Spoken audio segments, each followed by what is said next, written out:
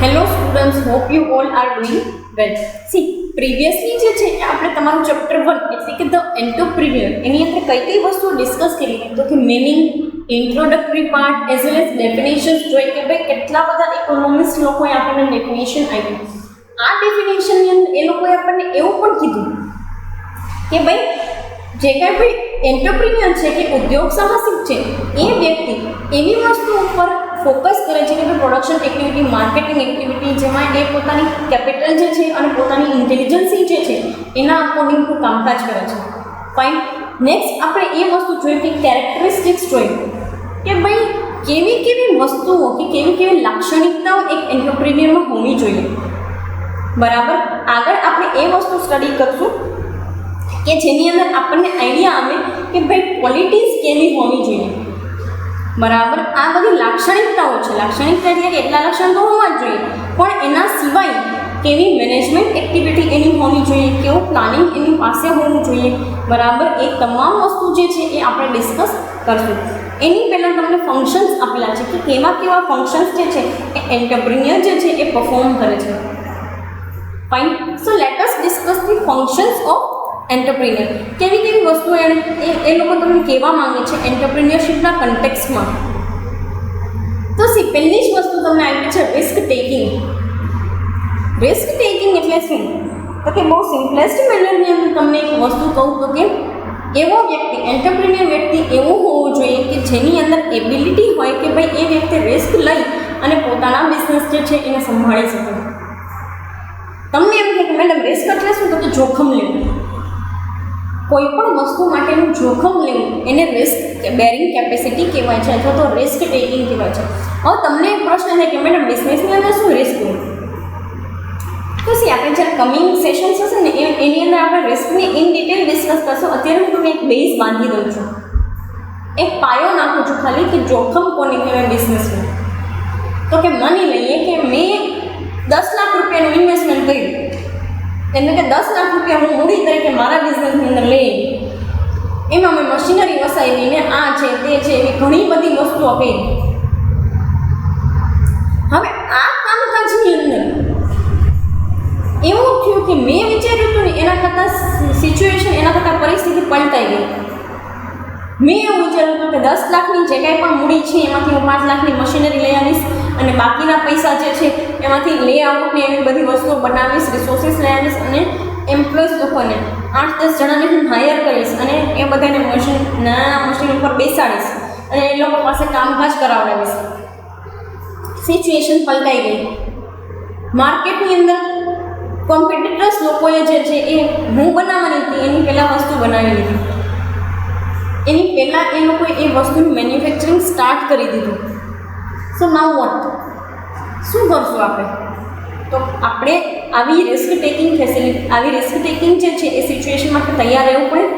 આવું જોખમ લેવા તૈયાર રહેવું પડે કે જ્યારે આપણી કંપનીની અંદર ફેલિયરની સિચ્યુએશન આવે, ફેલ થઈ જાય, આપણે વિચાર્યું એના કરતાં પરિસ્થિતિ ઊંધી પડી જાય, પલટાઈ જાય.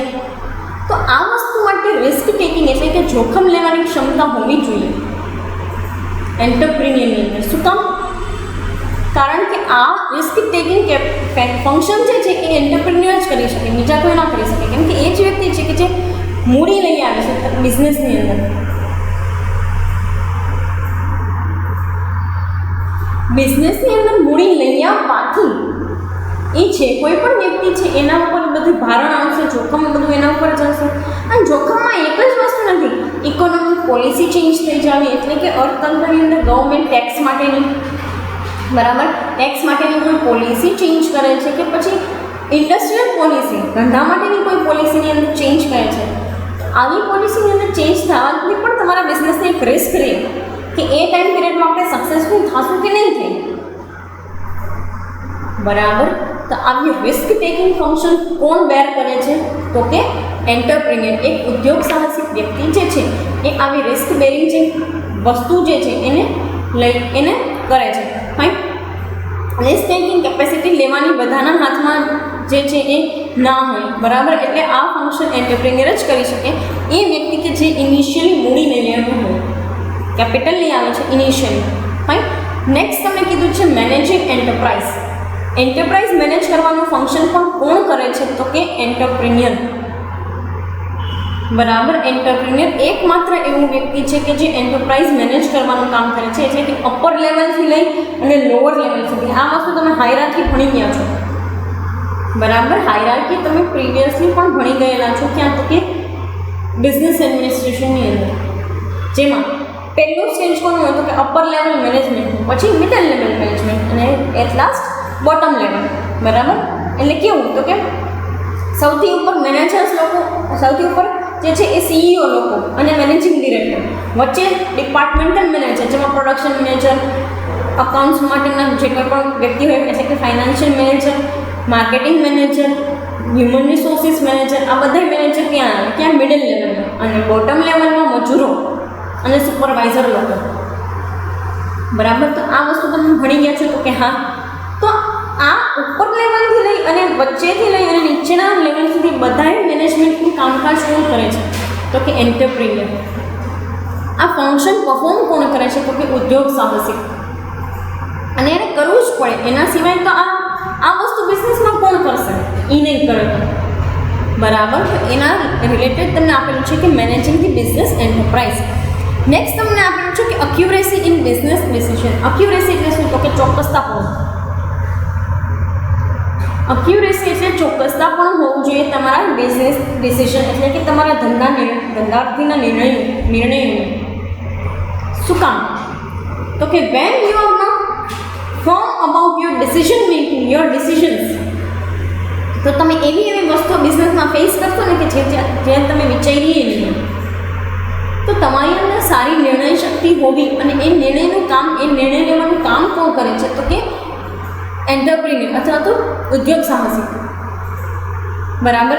અક્યુરેસી હોવી જોઈએ બિઝનેસ ડિસિઝનમાં. એક ચોક્કસતા પણ હોવું જોઈએ કે હું આ ડિસિઝન લઈશ તો મને આ વસ્તુ આટલી સફળતા તો મળશે જ.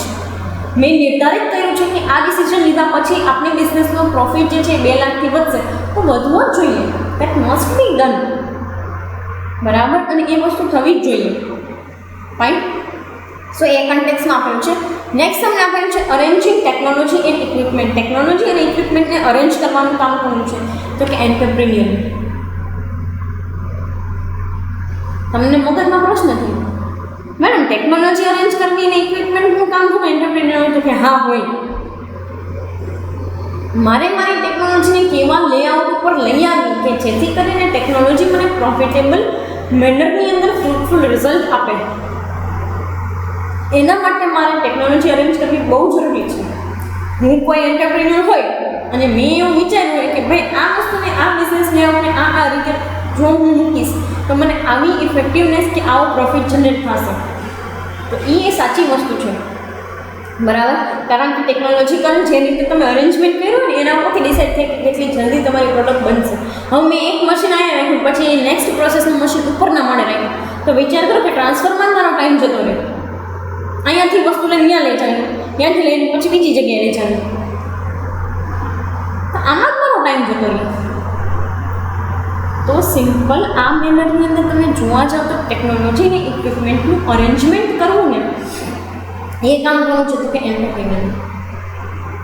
બરાબર. નેક્સ્ટ તમને આપ્યું છે રેઝિંગ ફાઇનાન્સ. પૈસા ક્યાંથી લઈ આવવાને, ફાઇનાન્સ ક્યાંથી રેઝ કરવું ને એ કામ કરવું છે તો કે એન્ટરપ્રિન્યોર. એન્ટરપ્રિન્યોર એકમાત્ર એવો વ્યક્તિ છે કે જે બિઝનેસની અંદર કેપિટલ લઈ આવશે, મૂડી લઈ આવશે, અને એ મૂડી લાવવા માટે એણે ઘણા બધા એફર્ટ કરવા પડે. કાં તો તમે શેર માર્કેટથી ફાઇનાન્સ રેઝ કરી શકો, એટલે કે શેર ઇસ્યુ કરી અને તમે એના થ્રુ જે છે એ પૈસા મંગાવી અને તમારા બિઝનેસની અંદર ઇન્વેસ્ટ કરી શકો. કામ પછી તમારે લોન લેવી પડે, કોર્પોરેટ લોન, બિઝનેસ લોન, કે જેના થકી તમે જે કાંઈ પણ તમારે રિસોર્સિસ જે છે, સ્ત્રોતની જરૂરિયાત જે છે એ તમે પૂરી કરી શકો. રિસોર્સિસની જરૂરિયાત, લેન્ડ લેવી, લેબર લઈ આવવા, કેપિટલ લઈ આવી, મશીનરીને અરેન્જ કરવી, નવી નવી ટેકનોલોજી લઈ આવી, એનું અરેન્જમેન્ટ કરવા, બધી વસ્તુ ફાઇનાન્સ વગર પોસિબલ નથી. તો કાં તો તમારે બિઝનેસ લોન લેવી, ડિબેન્ચરથી પૈસા લઈ આવવા કે શેરથી પૈસા લઈ આવવા. આ તમે એસપીસીસીમાં ભણી ગયા છો, બરાબર. સો ફર્ધર ડિસ્કસ નથી કરતી, બટ આ વસ્તુ લઈ આવી એનું કામકાજ કોણ કરે છે? ફાઇનાન્સ રેઝ કરવાનું કે એન્ટરપ્રિન્યોર. નેક્સ્ટ તમારો પોર્શન જે છે એ ક્વોલિટીઝ છે. તમને ક્વોલિટી આપેલી છે કે કેવી કેવી ક્વોલિટી કેવી જે છે એક ક્ષમતા હોવી જોઈએ એન્ટરપ્રિન્યોરની અંદર. બરાબર, તો જોઈએ કે કેવી કેપેબિલિટીઝની વાત કરે છે. ફાઇન. સી, ફર્સ્ટ તમને કીધું છે capability of undertake business work.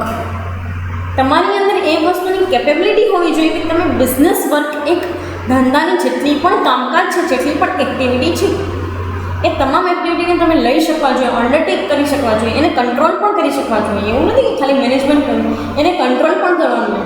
તમે પોસ્ટ કોર્સ ભણ્યા છો ને, એમાં સી આવે છે, બરાબર. એનું કામ શું છે હકીકતમાં? Coordinating as well as then comes to the controlling.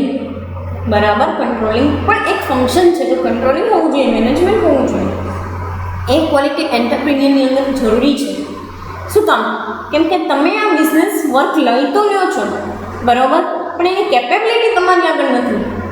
એટલે એકવાર બિઝનેસ વર્ક લીધા પછી તમે જ્યારે એ વસ્તુની અંદર ડિસિઝન મેકિંગની અંદર ફેલ થાવ છો તો શું કરશો? તો તમારી અંદર એ વસ્તુની કેપેબિલિટી હોવી જોઈએ કે આગળ હવે હું શું કરીશ, કેમ બિઝનેસને ચલાવીશ. બરાબર, તો પહેલી વસ્તુ આપી છે capability of undertake business work. Next તમને આપ્યું છે potential to do hard work. Potential એટલે શું? તો કે ક્ષમતા હોવી. તમારી અંદર મહેનત કરવાની ક્ષમતા હોવી જોઈએ જો તમારે એન્ટરપ્રિન્યોર બનવું હોય તો. શું કામ આવી ક્ષમતાની વાત કરે છે? તો તમને એક વસ્તુ કહી દઉં કે મહેનત વગર છે ને દુનિયામાં કાંઈ નથી મળતું. બરાબર, મહેનત વગર દુનિયામાં કાંઈ એટલે કાંઈ નથી મળતું. આ લાઈફ લેસન છે. આનું લેસન છે કે નહીં અને આના માટે કેટલું ફ્રૂટફુલ છે કે નહીં તો તમને પછી ખ્યાલ પડશે, પણ આ લાઈફ લેસન છે. લાઈફમાં એક વસ્તુ યાદ રાખજો કે મહેનત વગર કાંઈ નહીં મળે. This is not TV serial or cinema કે જેમાં પપ્પાનો બનાવેલો બિઝનેસ હોય કરોડો રૂપિયાનો. So you have to do hard work.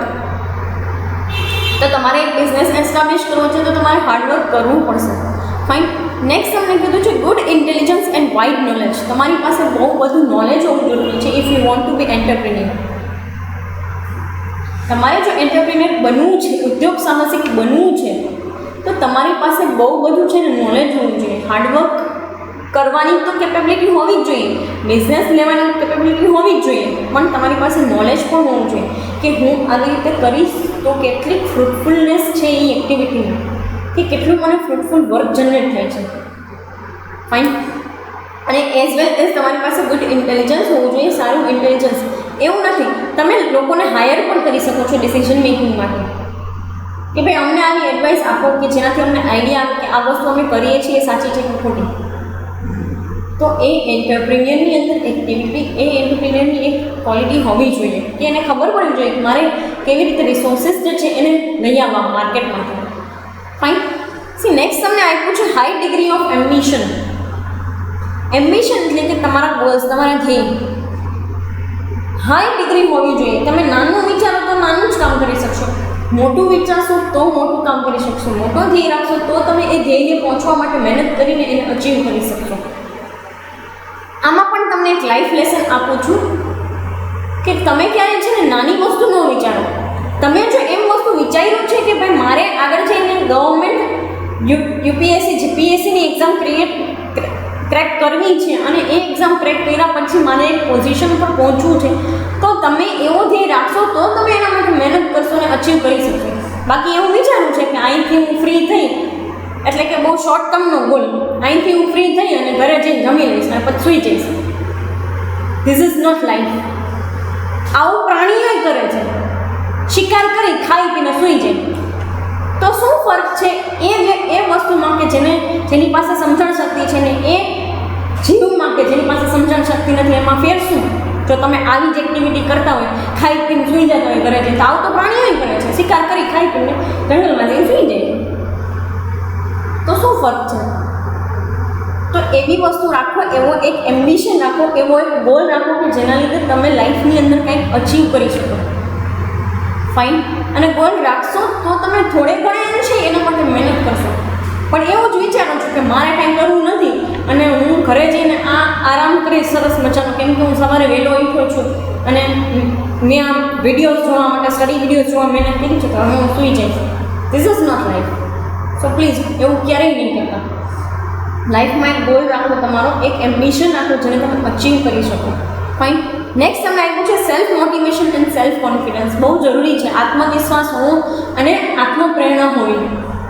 બરાબર, જ્યાં સુધી તમે સેલ્ફ મોટિવેટેડ નથી અને સેલ્ફ કોન્ફિડન્સ નથી તમારી અંદર, તમે કોઈ વસ્તુ કરવા માટે એબલ નથી. એટલીસ્ટ એટલો તો વિશ્વાસ રાખવો પડે ને આપણે આપણી જાત ઉપર કે કાંઈ વાંધો નહીં, આ વખતે કદાચ આ વસ્તુ મારાથી નથી થઈ તો નેક્સ્ટ ટાઈમ હું થોડીક વધારે મહેનત કરીને કરીશ.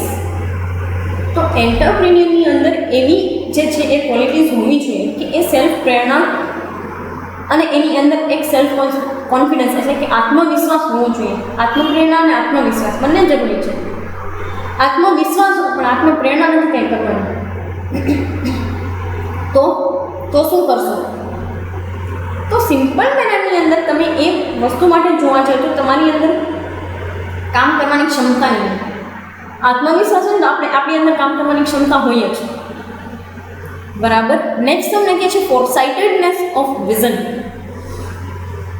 વિઝન જે છે ને તમારી પાસે ઉપર કેમ આપ્યું છે કે એમ્બિશન જે છે ને એક વિઝન, તમે એક વિચાર્યું છે ને કે 5 વર્ષ પછી હું આ જગ્યાએ પહોંચીશ, તો એના માટે તમારી ફોરસાઇટેડનેસ હોવી જોઈએ. ફોરસાઇટેડનેસ એટલે શું?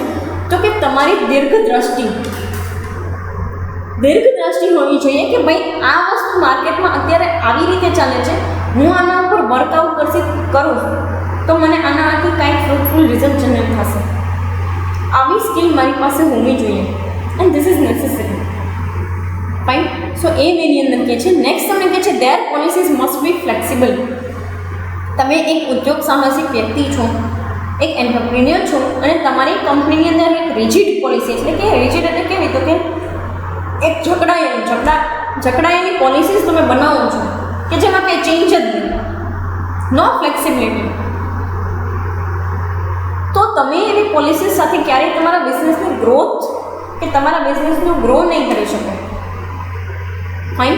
સો એ વેની અંદર કીધું છે કે there must be flexible policy ત્યાં હોવી જોઈએ. ફાઇન. એન્ટરપ્રિન્યોર પોલિસીઝ બનાવે છે તો ફ્લેક્સિબલ હોવી જોઈએ. નેક્સ્ટ તમને કહે છે desire to take personal responsibility. મારા બિઝનેસને અને મારી રિસ્પોન્સિબિલિટીને હું અલગ રાખતા મને આવડવી જોઈએ એઝ અ એન્ટરપ્રિન્યોર. બરાબર. આ તમારા જે કંઈ પણ ક્વોલિટીઝ છે એનો લાસ્ટ પોઈન્ટ છે. શું કહેવા માંગે છે તો કે તમારી અંદર એવી સ્કિલ, એવી ઈચ્છા તમારી હોવી જોઈએ કે ભાઈ હું રિસ્પોન્સિબિલિટી લઉં છું આ દરેક કામકાજની અને આ દરેક કામકાજ જે છે એમાંથી હું કંઈક ફ્રૂટફુલ જનરેટ કરી દઈશ. જો ફ્રૂટફુલ હું જનરેટ કરી દઈશ તો ડેફિનેટલી મને અને મારા બિઝનેસમાં કામ કરતા લોકો બધાનો એક ગ્રોથ થશે, બધાનો વિકાસ થશે.